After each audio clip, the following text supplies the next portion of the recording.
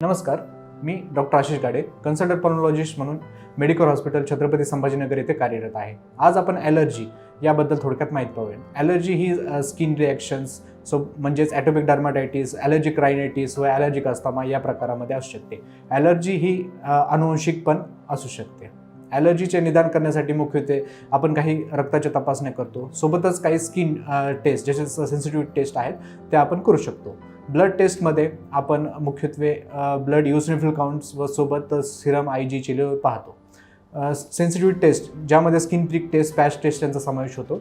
Skin prick taste ही एक gold standard taste आहे ॲलर्जन detect करण्यासाठी। यामध्ये आपण पर्टिक्युलर ॲलर्जन्स आपल्या स्किनमध्ये इंजेक्ट करून त्याची सेन्सिटिव्हिटी आपण पाहतो, ज्यामध्ये मुख्यत्वे पोलन ग्रेन, डस्ट सोबतच काही फूड पार्टिकल ज्यांची आपल्याला ॲलर्जी आहे, ज्यामध्ये सी फूड किंवा ग्राउंडनट यांचे आपण डायग्नोसिस करू शकतो।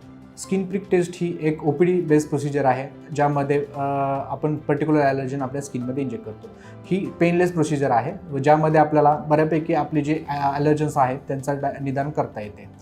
याचं ॲडव्हान्टेज हे आहे की आपल्याला जे आपल्या ॲलर्जन्सची आपल्याला ॲलर्जी आहे त्यांचं निदान करून आपल्याला जे ॲलर्जनचे ट्रीटमेंट आहे ते त्यांचा डोस व ड्युरेशन आपल्याला ॲडजस्ट करता येतो।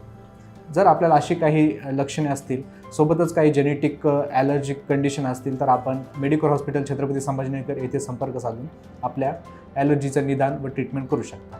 धन्यवाद।